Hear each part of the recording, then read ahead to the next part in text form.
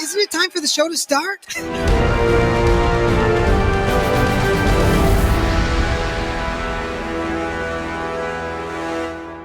Rest in peace, Tom Stoppard, and welcome, Gothamites, to another episode of the Arkham Sessions. My name is Brian Ward. Joining me, as always, is the psychologist to the superheroes, superheroines, and supervillains of Gotham City and beyond. She's Dr. Drea Letamendi. Hello, Drea. Hi, Brian. How are you?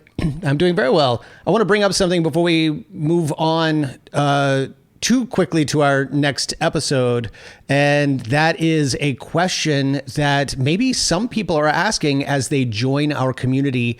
Stacy asked, loved the show, wondering, why do you say she is the psychologist to the superheroes of Gotham City and beyond? And I think that's a good question, wow. Drea. That's an excellent question because we actually started the audio version of this podcast 12 years ago by covering every single episode of Batman the Animated Series from beginning to end in chronological story order.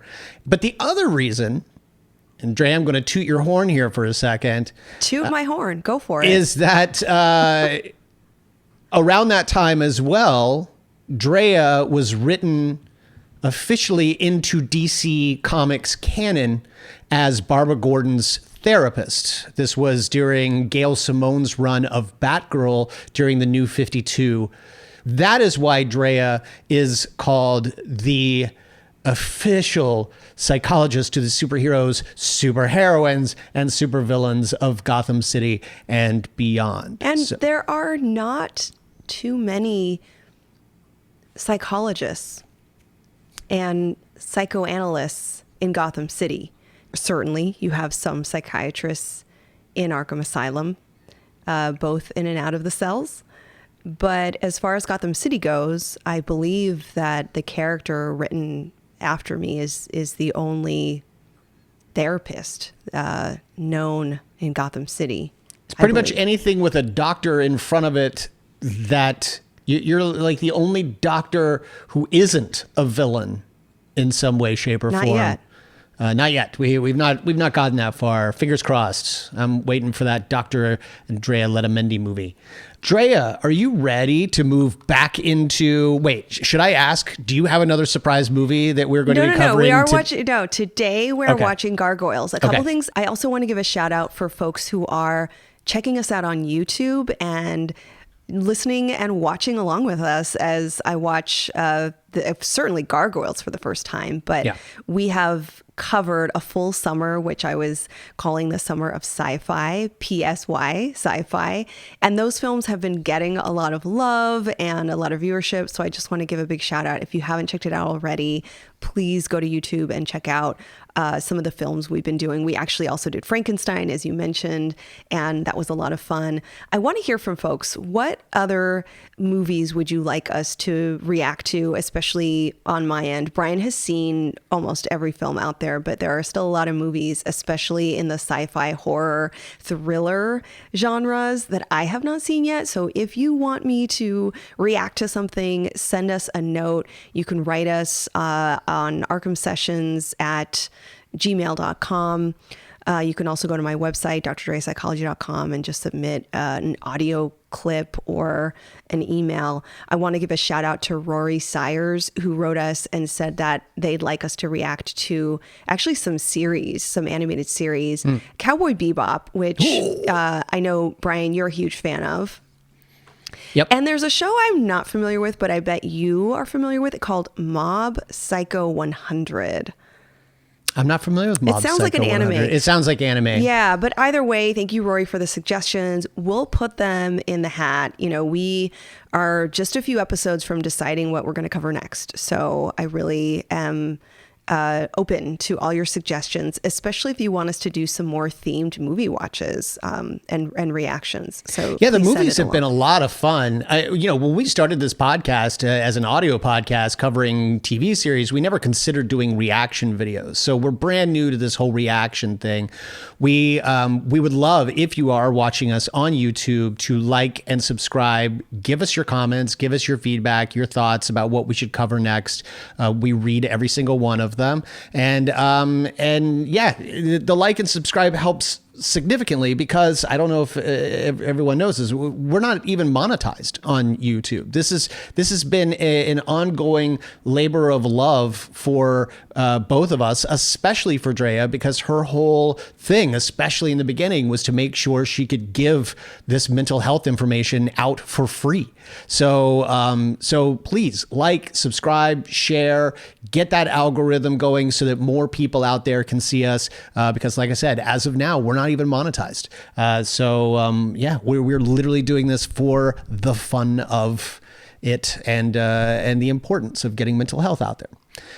Let's jump right into our next episode, Drea. Do you remember what happened in episodes 1 through 5? It was our introduction of Gargoyles. Tell us what happened. You want my summary? It's going to be very crude. The small survivor clan of Gargoyles wake up 100 years later. 1,000 years later. 1,000 years later. Oh gosh, see, I'm already getting my timeline wrong. 1,000 years later in mid-90s, New York City. Mm-hmm. And they are initially and rightfully very sensitive to American and modern culture, very vigilant and suspicious about others who, in many ways, don't understand their culture. And a young woman befriends Goliath, the main Gargoyle character, and they've already bonded together around what I would call some sense of relatability and survivorship and wanting to help one another, which is, I think, a cool premise to get us started with the series. I really think the only thing we could do is get right into it. So if you are on Patreon and you are watching along with us, the full watch along, go ahead and queue up Gargoyles episode 6, The Thrill of the Hunt. You should be at 000 on your counter, and we are going to start playing in 3, 2, 1, play. So intense. I have to tell you, Mr. Burnett, I'm still surprised at being asked back here, seeing as how I busted your boss. Mr. Xanatos is not the sort to harbor a grudge, Detective Mazza. I don't believe that. Somebody's using somebody. Wow, that sun went down super fast.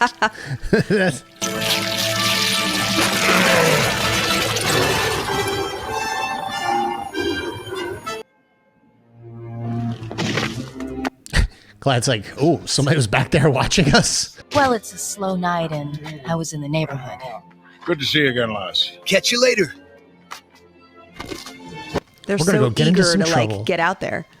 Yeah.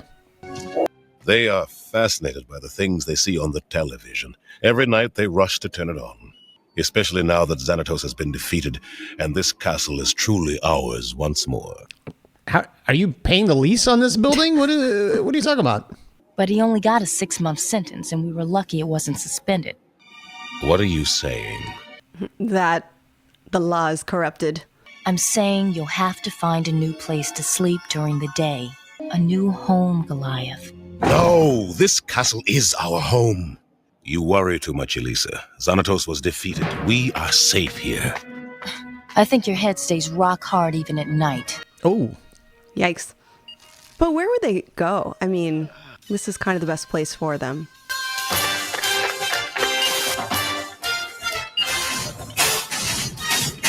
I'm confused. Is every channel the same show? I think he's trying to change it. That's what I'm saying. Is every channel the same show? Something's wrong. It's on all the channels again. See them back in person tonight at Madison Square Garden. No, this is a trap. That ain't Madison Square Garden. Is this like, Is this like Cold Slither I don't know what and that G.I. is. Joe? It's almost like X-Men, right? But then it's also got like American Gladiators vibes. Yeah, it's got American Gladiator vibes for sure. I mean, I think it's supposed to be a fictional TV series, right? Yeah. When we took this job, we were promised fame, money, and action. I'm not complaining about the first two, but I could use some more of the third. There we go. We got another Clancy Brown appearance. He played the opposing general in the beginning of the first episode. This is a cushy gig, but we're all getting soft. Flabby as I am now, I probably wouldn't last a week in a Central American war. That was so specific. Wolf's got a hunt. So they're not just actors, they used to actually be covert operatives? I remember reading something in the Daily Tattler. People saying they've seen gargoyles coming to life. Imagine hunting something like this. Oh, so that was just their hideout. That was not MSG. Okay. Isn't it time for the show to start? It never starts on time, little guy. He's welcome.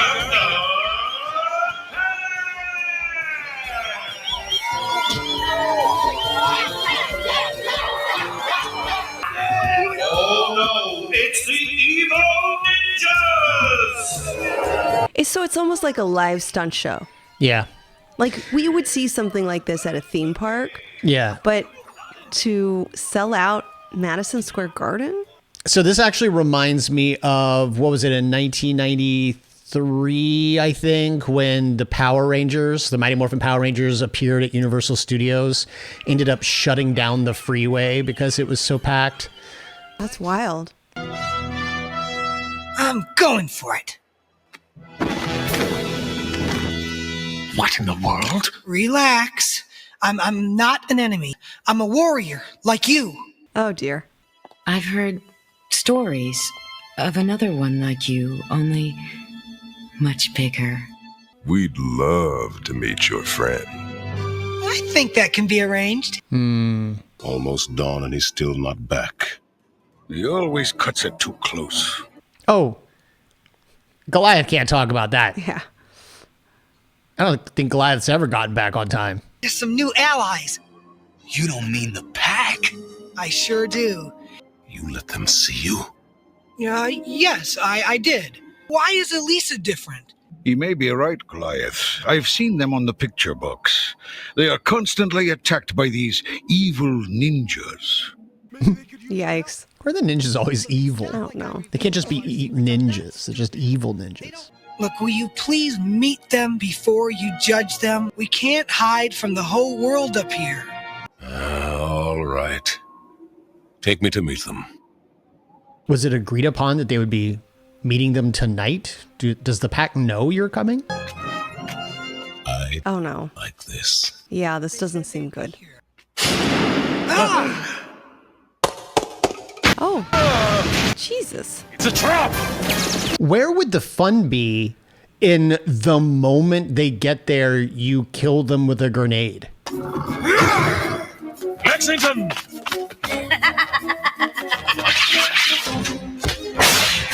Cowards! I thought you fought with honor! Wow. These are made of paper mache. Welcome to the gauntlet.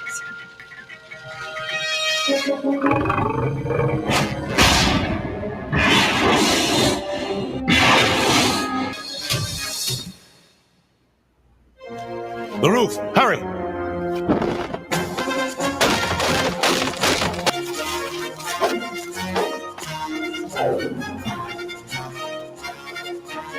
Let the hunt begin.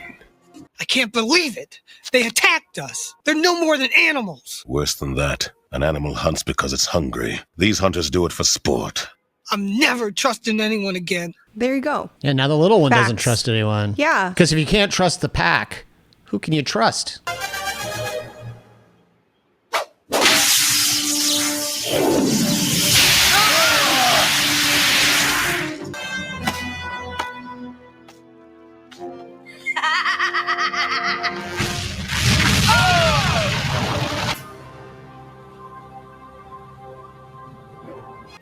Hey, look! It's the pack. I love your show. Have your autograph? Wonderful, our adoring public. Oh, so now they're going to be seen as the evil monsters. These are dangerous monsters sent by the evil ninjas. Oh, no. We'll protect you. Sent by the evil ninjas. The evil ninjas have no hierarchy. There is no boss. It's just the pack of evil ninjas. Not to be confused with the pack of the pack. We've got to help them. Throw some really lightweight empty cans. It's just a publicity stunt or something. Come on. It's just some TikToker. This way!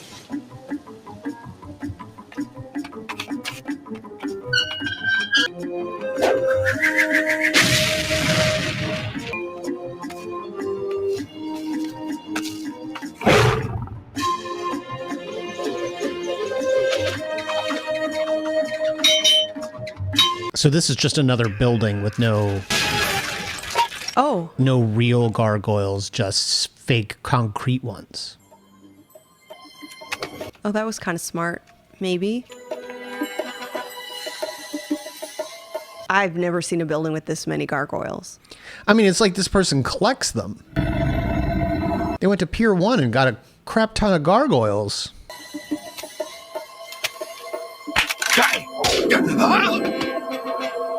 I'm out of here. Jackal, no! I'm the only one of you that was just an actor. Not to be grim, but can't the gargoyles just, like, drop them from the building? I mean, yes. But I think now we're in that era of we don't want kids to get the wrong idea, so you can't just kill these guys. Oh, but you can't just land stone and bricks on top of some models. Wonder what they were filming.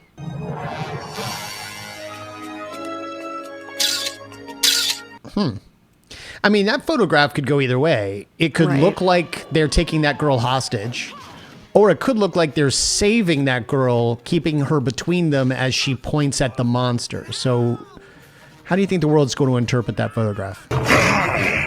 Some real action.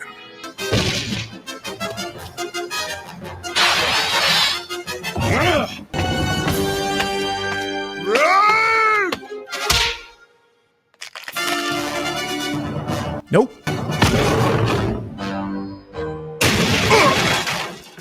The police are coming. Then we will leave our foes to them. Come. Because of who we are, we have to be cautious about trusting strangers. I was so totally wrong. You were right. We can't hide from the world. We must live in it. We must search for allies, kindred spirits. And sometimes we must take chances like we did tonight. To do otherwise is to remain forever alone. The pack's been arrested. They have photographs of Fox holding a woman hostage. I thought they were the good guys. Maybe we shouldn't believe everything we see on television. Hey, kids. Look, that's like Boomer up on top of, like, no, you guys all get down there. You're not allowed up here. I have the high ground. The cable TV was adjusted so that the only program the Gargoyles could see was the packs. The pack received the mysterious envelope of photographs and reacted just as you predicted. A pity nothing else happened according to plan. Oh, I wouldn't say that, Owen. I created the pack to be far more than just a TV show. I had to see how good they were. And having underestimated Goliath once before, I needed to know what he was capable of as well. All in all, I'd say the test was most informative. So he was behind it all.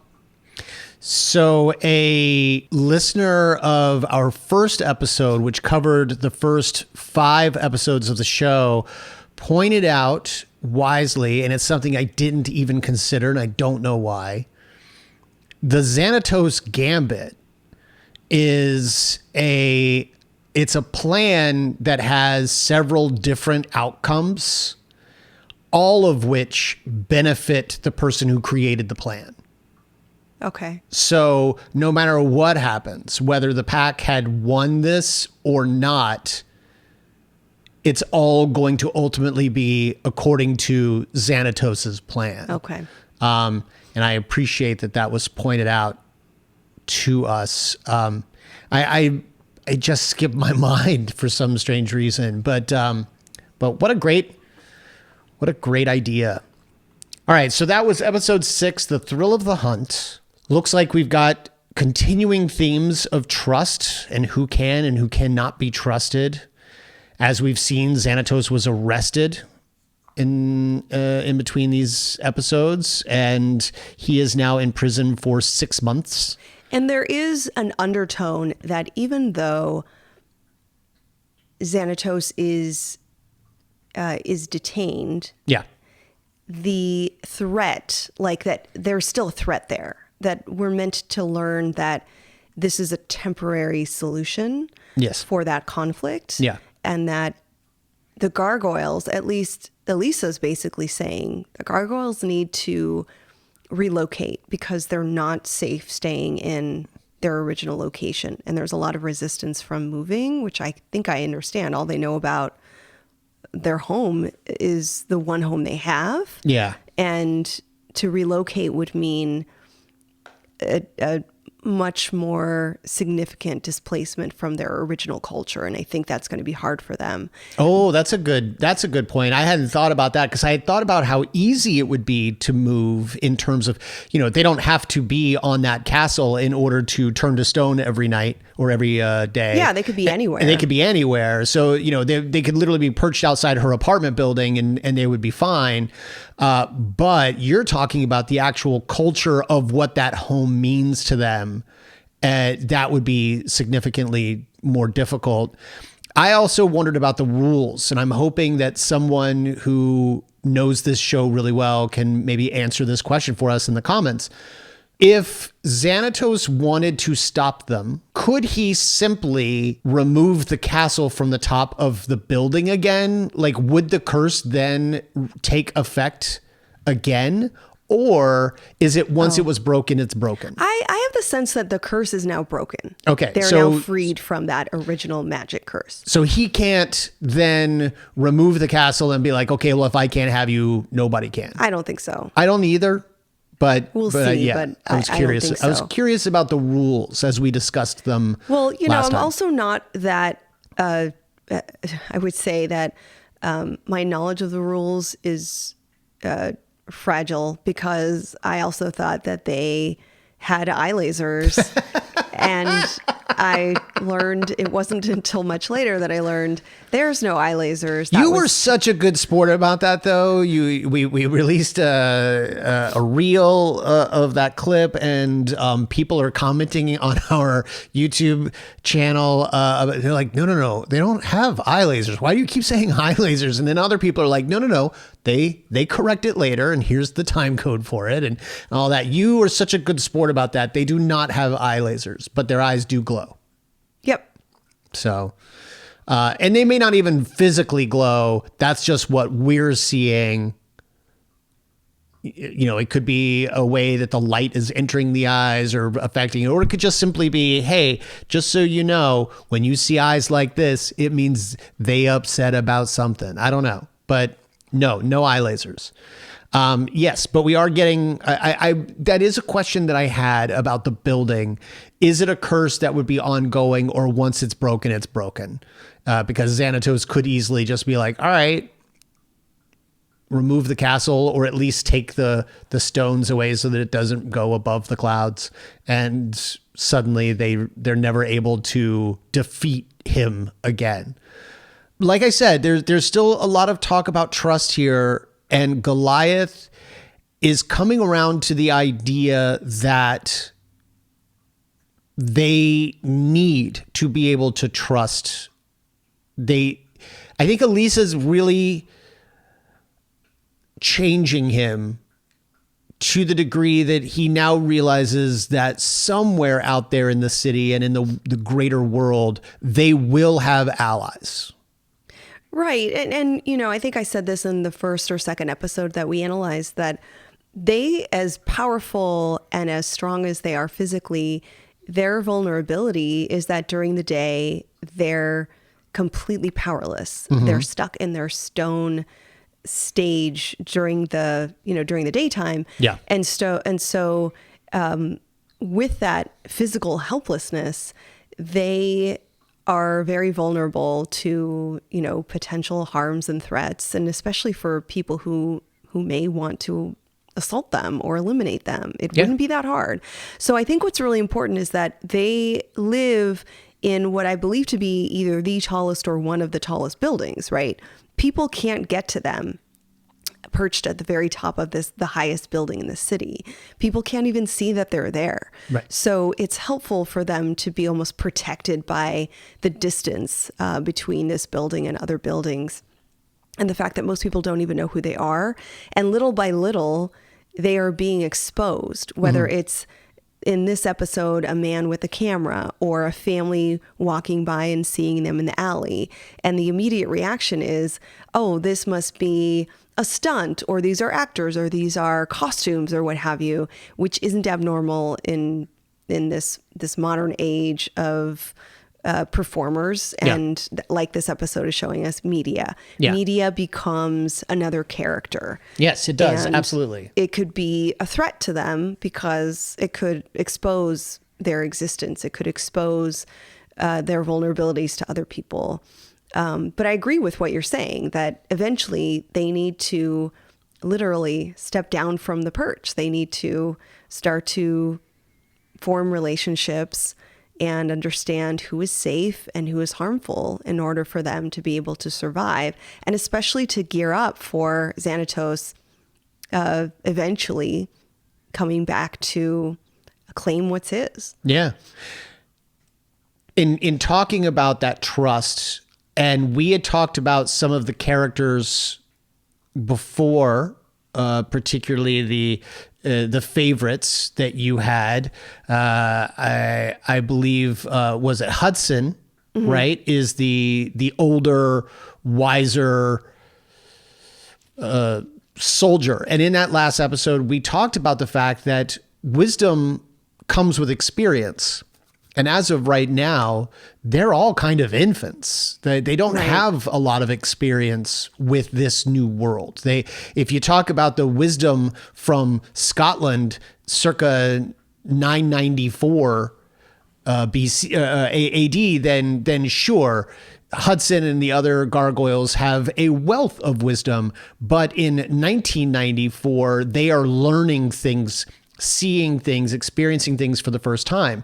This is not unlike one of my favorite movies, Galaxy Quest, where they don't know the difference between reality and fiction that they are seeing on television. They believed everything they saw was real. And now they are having to learn from this experience that no, not everything you see is real. Now, I don't know that they necessarily saw the pack as a fictionalized series. They simply understood, no, they're not good guys. Well, what's weird is that the pack is sort of exactly who they claim to be. Like, that's the weird thing. Yeah. Is that in real life, so they have a show and there are these, the good guys, the X-Men, it's basically X-Men, G.I. Joe, Power Rangers. It's sort of all of those kind of put together. It's that super team. And yet in real life, they sort of are a team of combatants who, now I didn't really get clear on this. What are they doing? Are they simply performers who also have these physical gifts and acuities, and so they like to walk around in their costumes and train together? It could be that they're involved in live stunt shows, which we see this sort of thing. Your life is basically you're training every day. You're barely out of your costume. Maybe it's one of those things. I think so at the end of the episode, we see that this was all part of Xanatos's plan, that he is the person who literally put the pack together. So I guess you would say that he's the executive producer of the TV series.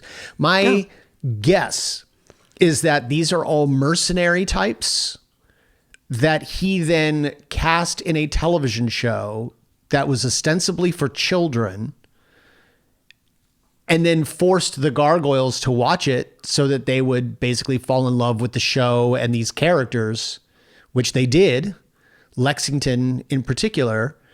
And then Lexington went off to find them during this public appearance. I do think, as we learned at the end, that this was all a setup and sort of a long game. I was going to say that's such a long con, because in order to get a show, get a showrunner, get writers, get all the scripts, get it on the air, like years. This could take years. Yeah.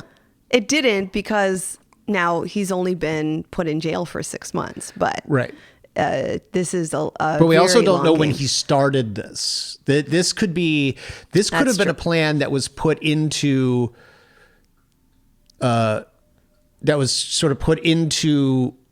motion prior to him even bringing the castle over if he wanted to. Yeah, he does seem to be a guy who is thinking several steps ahead.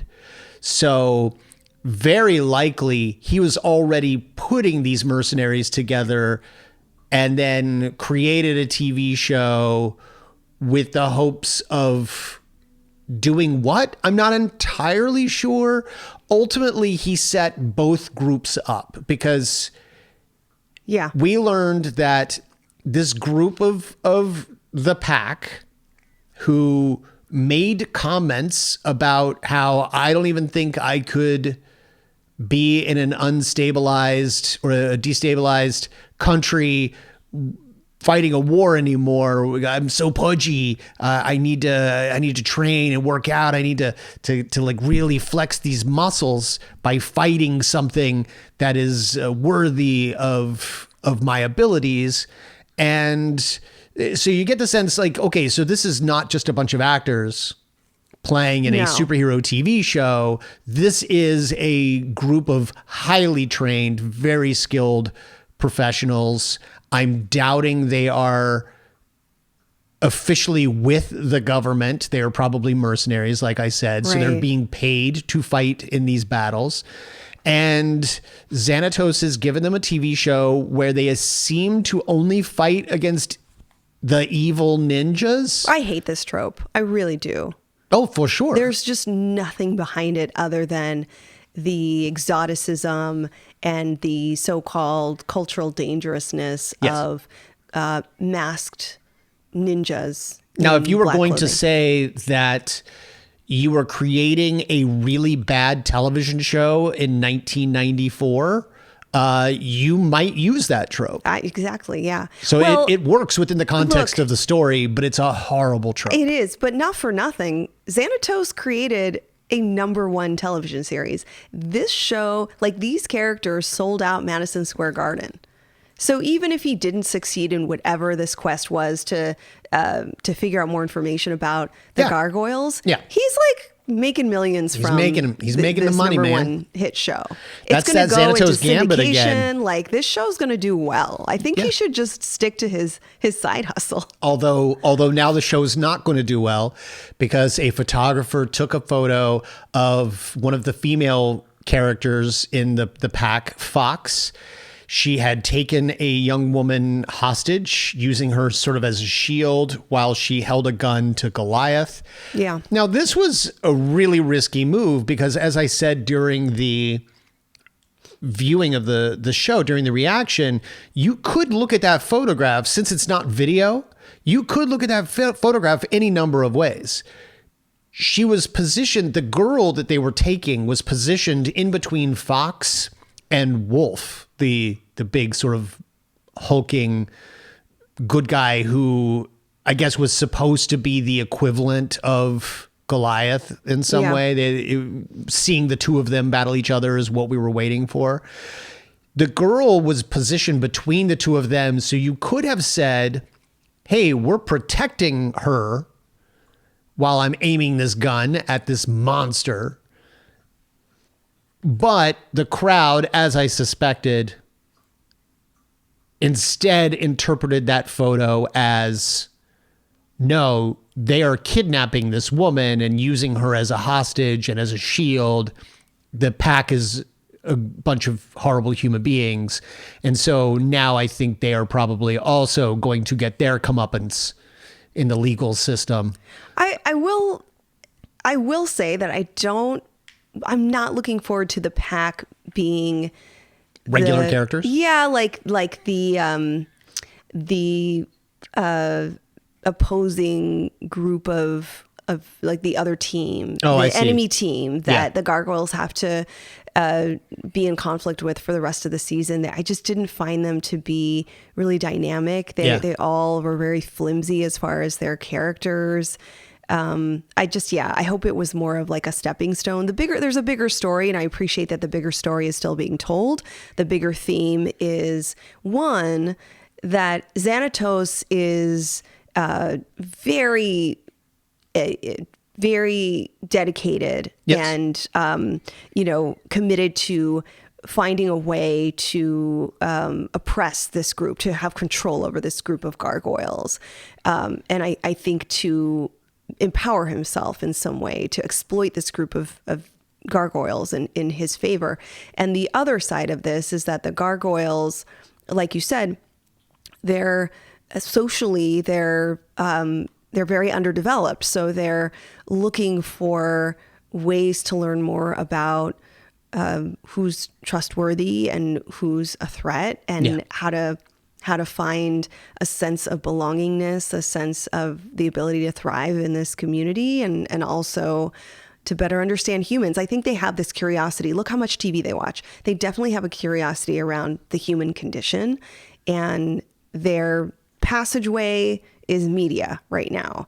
And Goliath makes a really good point at the end of the episode, which is we have to move past the screen. Like, the screen is only telling us one version of what the society is. I mean, and I think this is such a relevant story that we all should be paying attention to right now, which is we're getting such a superficial and, tailored, crafted version of society on our screens. And in order for us to truly understand what's real, we need to be out in the world and we need to interact and engage. And, he was very kind to Lex because Lex put them in this very precarious situation. Yeah. And he forgave him in a way by telling him, like, we've got to take risks. We have to take chances. And these are the lessons we learn. Yeah. And it's okay to be wrong. It's okay to extend your hand and want to bond with someone or want to learn more about another person or another group of people, and then learn, that didn't work out so well for me, but that's a lesson learned for me. Yeah. Yeah. F around, find out. Right. I want to ask about the pack because we've been talking a little bit about them. That one comment about how clearly this one character saw himself as someone who is often overseas or somewhere in Central or South America fighting somewhere in a jungle or whatever. I'm curious because the first thing I thought of was, I want to be careful about how I put this, the ones that don't make it back comfortably. Does that make sense? No. Whether it's PTSD or what, you've got soldiers who spend time at war, and then when they come back, either they can't get the adrenaline that comes from combat, or they can't adjust to a quote unquote normal society, a quiet, benign society that isn't going to throw you threats around every corner. You're not going to hear explosions. So instead they hear a trash can get closed and it gets them, their senses start to spike. And so it really sounds like the members of the pack are not getting fed the adrenaline that they are so used to and seem to need, the sort of addiction to fighting and to being at war. Mm-hmm. Did you get that at all? Is that something that could apply to these characters? Well, I think there are a couple of elements here, and I'm not, I would align with what you're saying. The neurobiology of combat trauma is that for some, there's this sense of needing to fulfill the senses with similar familiar environments and make sense of the post-traumatic reactions that you have. So to your point, if your body is reacting to the everyday non-war situations like the garbage truck or fireworks or loud bangs or a tire blowing out, the rest of us typically are just able to ignore. We just don't hear those things in the same way. Right.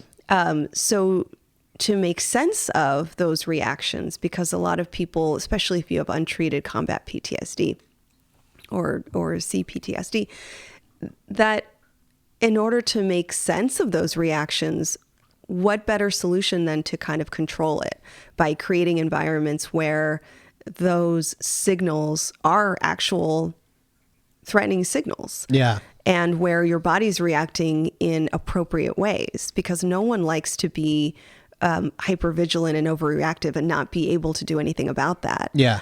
So this team of people may have particularly be really good at what they do because their neurobiology sets them up for success. I hate the way that sounds, but it could be that, we talked about this with Batman too, right? That in most cases where the environment is calm, he gets somewhat restless. He's very uncomfortable. Yeah, that his resting state has high levels of anxiousness unless he's redirecting that anxiousness into something purposeful. I will always go back and think about Christmas with the Joker. It's the idea of I need to go outside and patrol on Christmas Eve because the city is going to be a horrible place. And then it turns out that even the friendly gestures he is looking at as potential threats, a man returning a purse to a little old lady instead of taking the purse from the little old lady. It's that kind of thing. He will forever see a threat in everyone and everything around him. Well, and in his defense and in the defense of returning service members, you've been trained to perceive these cues and signals in such specific ways. And then you sort of have to untrain yourself, which is really difficult to do. And the other piece here too is that, and this is where I sort of want to defend the pack, where this is their purpose, that they have spent, I'm guessing maybe, a decade or longer, not just training for these situations, but that's their job. Yeah. Their purpose is to be these fighters. And so that's leaking into their personal life where that's how they identify. There's a word in psychology for this where if you can't quite find your own separate identity from what you've been trained to do, it's called over-identification. And I have a feeling that especially the Wolf character, is that his name, Wolf? Wolf. Well, depending on which one you're talking about, the larger guy, the Clancy Brown guy with the beard. Wink, wink, Wolverine one, that he's over-identified with his fighter character and he's validated and accepted when he's really good at that. And so now he's going into the streets and this role that he's in is becoming his everyday personal identity. And he gets a lot of attention and rewards and praise. And, look at that Madison Square Garden show that they set up. Yeah. That's the epitome of this. This is how he gets his sense of acceptance and validation. Well, sort of, because, and I agree with you for the most part with what you just said.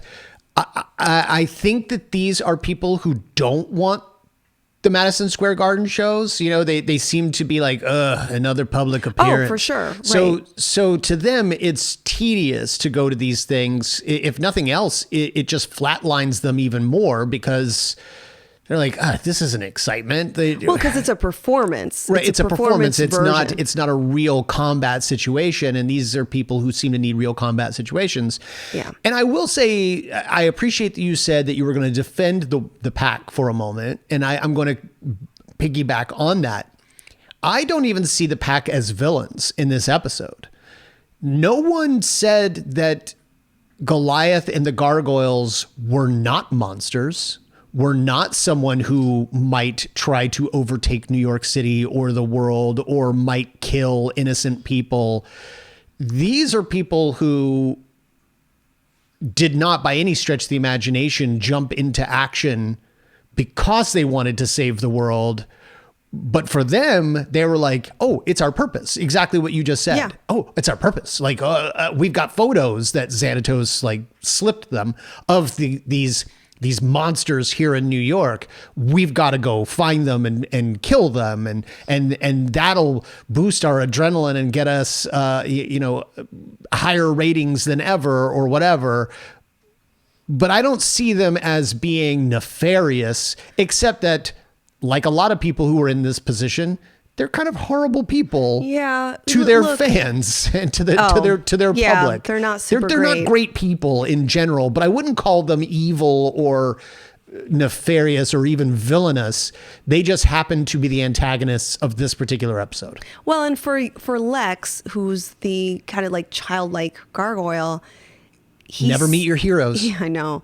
He's seeing something in this pack that he wishes to have, right? Because I think you're spot on for saying that the pack, like this is that they have this collective purpose, and the gargoyles used to have a purpose 1,000 years ago. They had a purpose, and now in modern day New York City, they're searching for their purpose. Yeah. The first few episodes were about surviving, like just being able to exist and not be, attacked and exterminated. And now it's a matter of, well, how do we find what do we do here? How do we find our meaning and ways to matter in modern day culture? Yeah. And again, some of them choose to look at the media to better understand how to matter, and some choose to go out into the world. And I think Lex saw a group of people that had tremendous purpose and made a difference in all these people's lives. And he wanted to be a part of that, or at least learn about, how he could be similar to them. But I was thinking about the one thing where I do not side with the pack is whoever did their outfits. Now, we're not going to get into a Sabretooth conversation about whether that's their skin or that's their outfit. Yeah. But I will say that when they saw, like, Xanatos knew all he had to do was mail them pictures of the gargoyles, Goliath especially, send them pictures. And it wasn't just pictures of them perched on a building. It was pictures of Goliath in combat. Like, one of the pictures was him with his shoulders out and his muscles out and lifting an enemy. Like, it was just really interesting. And the group immediately reacted in a way that told us that their need was to best these gargoyles. Their need was to hunt them. Mm-hmm. And it did make me think about like hunting styles and how even Goliath said, like, some people hunt for food. That's when the need is to survive. The need is to feed off of your prey, off of your what you're catching. And this group is very similar to what is termed trophy hunters. So people who hunt not to eat animals, simply to overcome them. Yeah, to overcome them, to have power over them, to defeat them, to enact violence on them, to take their lives, and to have their pelts and their horns and their fur, or their whole head. It's and if folks out there who are hunters, I'm not sure how this will appeal to you, but there are studies that look at hunting behavior beyond hunting for food and hunting for survivorship. Mm-hmm. And they look at the attitudes and personalities and motivations of these so-called trophy hunters. Trophy hunter, the word trophy meaning people who hunt for sport. And the episode is called The Thrill of the Hunt as well. Yes, exactly. It's not the need of the hunt. It is the thrill of the hunt. There's something to that. Yeah. And what's interesting is, yes, this is for some people a sport. It's a competition, and it's about a skill. It's about an ability that you have and that you're able to show off with with your whatever you catch, whatever you hunt. But research that looks at the attitudes and personalities of trophy hunters in particular show us that in this, I don't think this is going to surprise you, Brian, but the number one trait that trophy hunters have, can you guess what that is?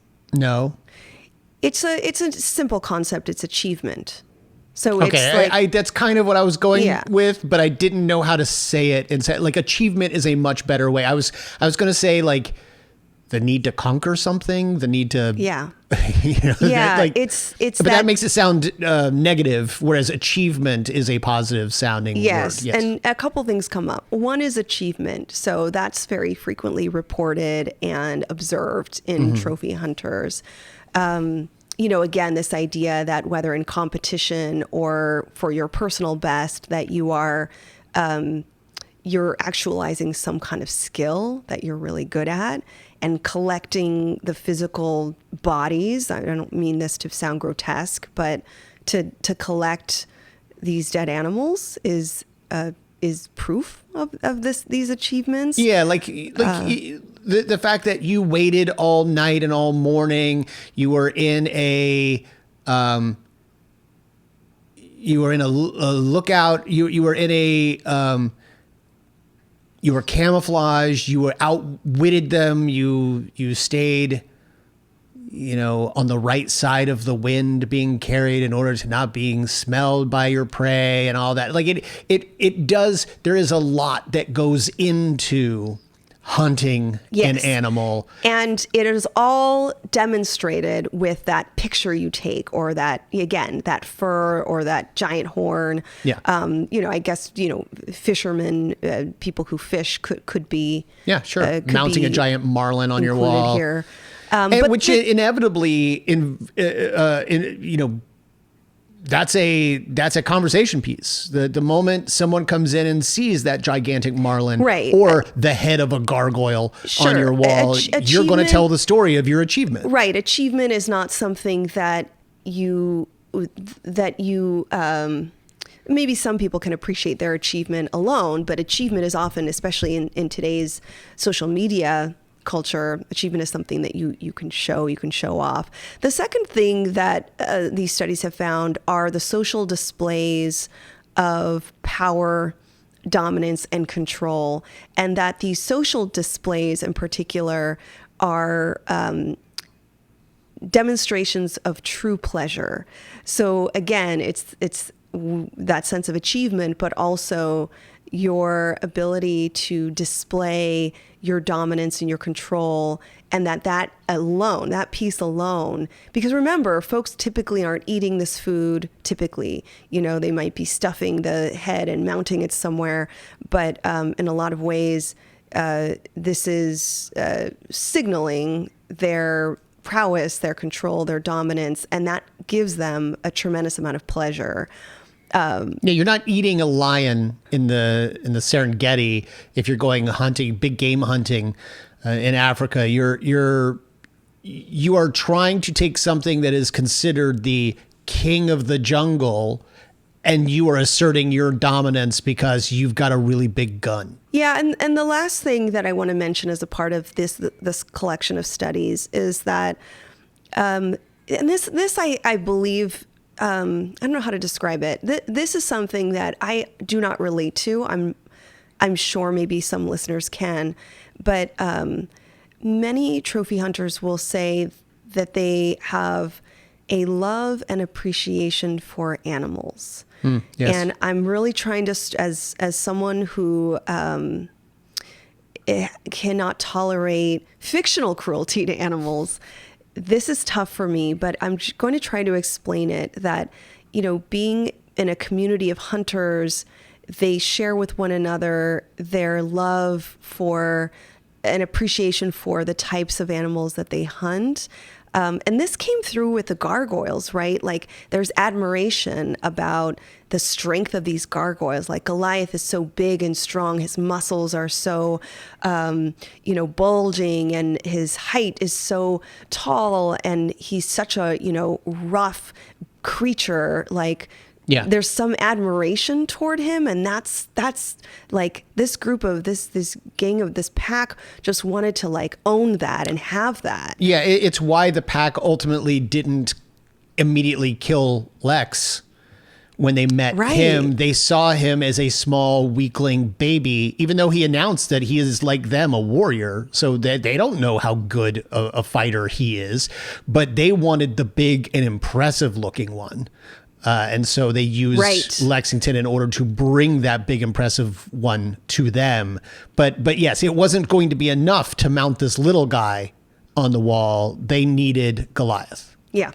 And of course, as we've talked about on the show, young people who torture animals and kill animals, not for sport necessarily, but for a number of reasons, but mainly for curiosity around death and the curiosity around their own violence. That is not a good sign. So here you start to see some dark triad components, some psychopathy, lack of empathy. And look, I'm not going to paint this pack fictionally or trophy hunters with a giant brush, but there are some studies that say, like, a human being who pursues the cruelty and death of animals may have some characterological problems. It really comes down to what you're getting out of it. Even if you are someone who eats that deer over the course of the winter, if you liked killing that deer, that might be a problem. Yeah. Like if that was, I'm not going to say fun, because I think there are people who genuinely go hunting for fun, but I think that it's that feeling inside of you. If you got pleasure and satisfaction from the death of another creature, there might be some stuff happening. And the antisocial context for that is when you're doing that without any like social or relational support around that, because people who hunt birds and go fishing in groups, there is that sense of camaraderie. There is that sense of that sportsmanship. I sort of kind of understand. I understand that. I understand the community and the going out with people, like your kids or your uncle or your father takes you out, or your mother wants to go do what you like. I understand that, and that camaraderie is one thing, but that is not directly associated to the death of that animal. That's not, in that moment, what did you enjoy more? The camaraderie? Exactly. Or killing that deer? Exactly. And, I should acknowledge too that there are parts of the world where, in some cases, animals are seen as very low creatures, and they're cultures believe that they exist to give human sustenance. And then there's other cultures that believe that spiritually, culturally, there's a sanctimony around certain animals, that you don't eat them, you don't harm them. So I think it's more complicated. And to stick to the gargoyles here, I do think that what we're learning about how people react to them is that, let's go back to that idea that they are seen as creatures who can be owned, who can be possessed, who can be hunted. And these creatures still seem to bring out the curiosity. And in this case, it brought out some pretty ugly features from this group of people. Because they wanted to have a peace. Yeah. What a good conversation, Drea. I appreciate you having it with me. Was this an episode that you liked? Are you looking forward to the remaining episodes in our 13 episode run of Gargoyles? Yeah, I mean, like I said, I hope that we meet some more characters. I don't want the pack to be our number one enemy. I do like this golden thread that we're learning more and more about. This is I like the idea that they're learning, that the gargoyles are learning about human society in the best way that they can. and it's clumsy and it's full of mistakes and it can be unpleasant. Like, it's the Daryl Hannah and Splash. Like it's the Short Circuit, the Johnny Five in Short Circuit. Oh my gosh. and you totally didn't do this on purpose, but let me remind you, Daryl Hannah's character in Splash, her name is Madison because she looks up and sees a sign from Madison Avenue and chooses the name Madison, not unlike every member of these gargoyles. Oh my gosh. This is Splash. Splash came out before Gargoyles, right? Yeah. Oh yeah. Many years before Gargoyles. Yes. Yeah. But I love, this is the comparison between Splash and Gargoyles, I think is going to have a whole dissertation because she was seen as a creature. She was seen as something to be possessed and owned and hunted. And she had intelligence and wisdom and curiosity and innocence. And in certain situations, not unlike our gargoyles, she took on a different form. Yeah. Put her in water, she's going to grow a tail. Oh, yeah, Put them in the daylight, they're going to turn to stone. Yeah.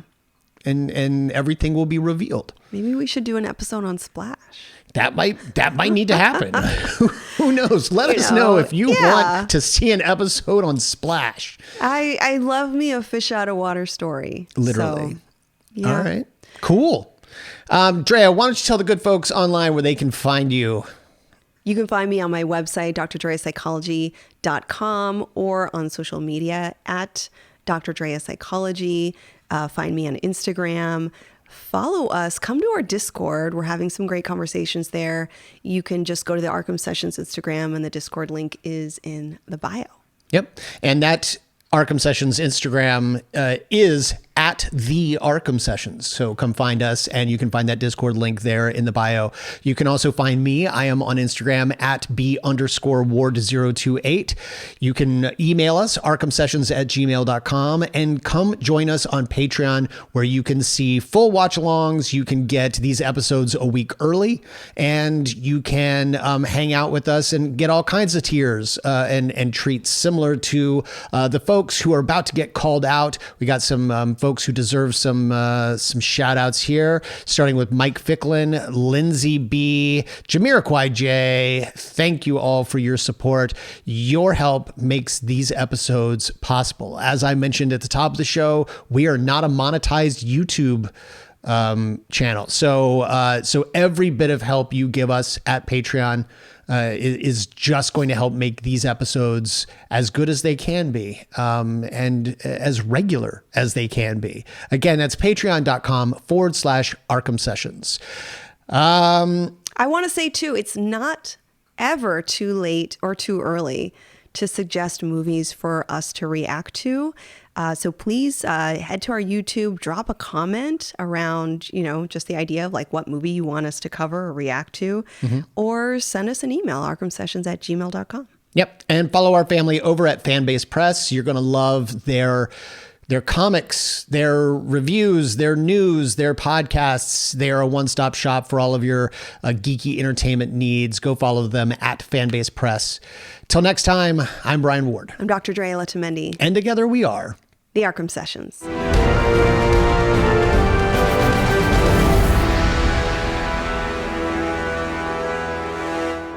I don't need any suggestions from you two clowns.